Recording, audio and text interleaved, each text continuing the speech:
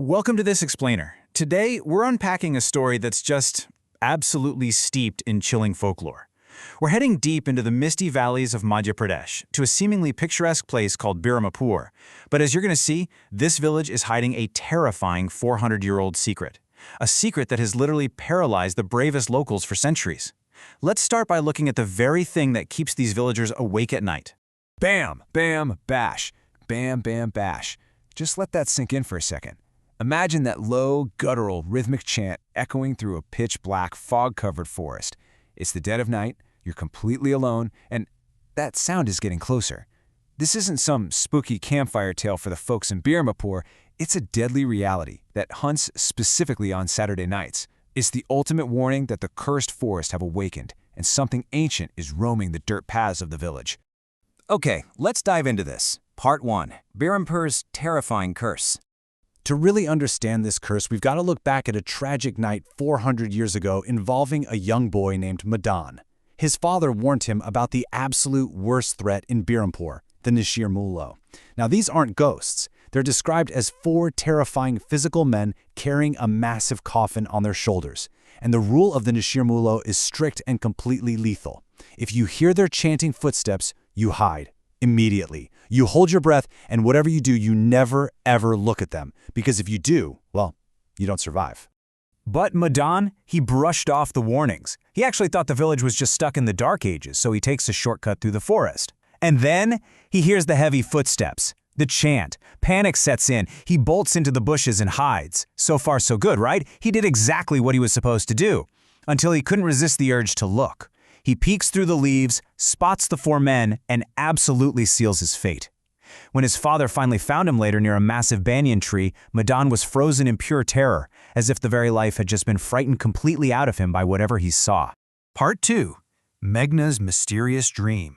All right, fast forward 400 years to a bustling modern-day lab in Delhi. We meet our protagonist, Meghna. She's a highly rational scientist, but lately her reality is being hijacked by this incredibly unsettling recurring nightmare. And the details are super specific. She's completely alone in a dark forest being chased by this gigantic, terrifying bird. But I really want you to pay close attention to this next detail. She crashes into a tree, and from its bark, this glowing, bright green liquid is dripping. Drip, drip, drip. It's a vivid, sensory detail that just feels way too real to be a regular dream. Part 3. Quest for Mr. & J. Amrit. And this brilliantly illustrates exactly what's driving Meghna and her partner, Ishita. See, they're under immense pressure from Professor Jadhav to finalize a complex chemical antidote in just 3 days. They desperately need a breakthrough. So, Ishita starts digging through an ancient book of myths looking for unique compounds, and she finds something almost impossible. The book mentions the Mrityunjay Amrit, the nectar of immortality. And guess what? It describes the exact same tree from Meghna's nightmare, dripping the exact same green liquid on full moon nights. I mean, what are the odds? It's an impossible coincidence, and it gives them the ultimate motivation to go find this tree. Part 4. Entering Birampur Village.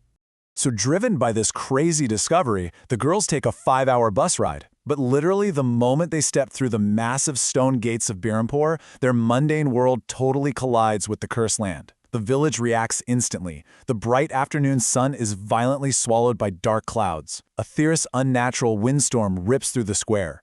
Over at the temple, the priest's sacred lamp abruptly blows out, and when he looks up, he sees these dark, swirling shadows beginning to roam across the sky. It's like the curse knows they've arrived. Totally unaware of all these cosmic alarms going off, the girls meet the village mukhya, the headman. They need a place to crash, so they whip up a pretty convenient cover story, claiming to simply be university researchers writing an academic paper on the local culture of 5 surrounding villages. The mukhya is actually super welcoming and lets them stay at his house, which is where they meet his son, Anuj. And Anuj is pretty skeptical, totally mocking the idea that his foolish village could hold any academic interest whatsoever. Part 5. 400-year-old Palace.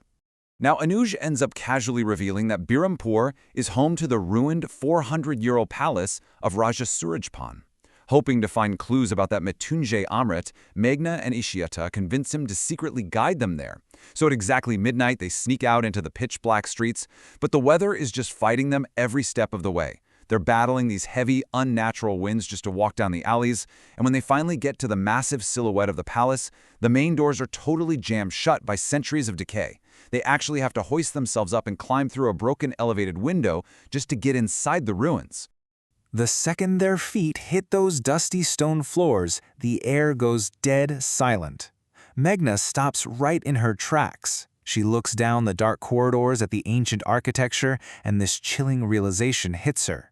She says, "It feels like I have seen this palace somewhere before." Every single archway, every shadow feels hauntingly familiar to a modern girl from Delhi. I don't know about you, but the hairs on the back of my neck would be standing up right about now. So, the crucial point is, Part 6, Return of Nashir Molo. While the girls are inside poking around the dormant heart of these ancient ruins, their presence triggers a horrific chain reaction outside. The safety of the night is shattered. The frantic temple priest bursts into the Mukia's bedroom in a sheer panic. The unthinkable has happened. Those low, guttural chants, "Bom Bom Bosh," are echoing through the village streets once again. The Nashir Molo, the 4 coffin bearers, have returned.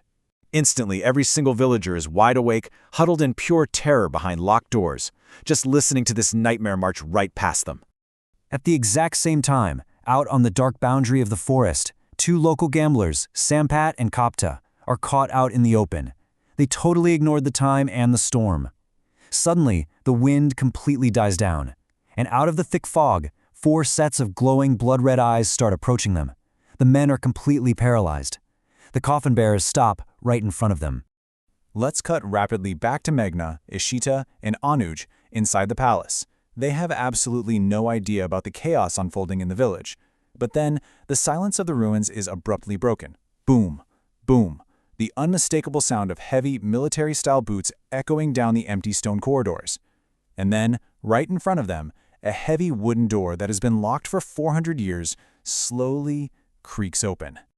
Back in the forest, the Nashir Molo stand perfectly still in front of the 2 terrified gamblers. Slowly, agonizingly, the heavy lid of that wooden coffin begins to lift. We don't see what's inside, but whatever it is, it makes Sampat and Kapta let out a blood-curdling scream that is so loud, so filled with pure horror, that it rips through the night sky and is heard by every single trembling villager in Birampur. Which leaves us staring at the ultimate puzzle. Who or what exactly are the Nashir Molo? What horrifying entity is resting inside that 400-year-old coffin? And perhaps the most unsettling question of all, why does a modern scientist from Delhi have such a deep, psychic connection to a cursed tree and a ruined palace she supposedly never visited? The answers are buried deep in Birampur, and this is one mystery you definitely can't afford to look away from.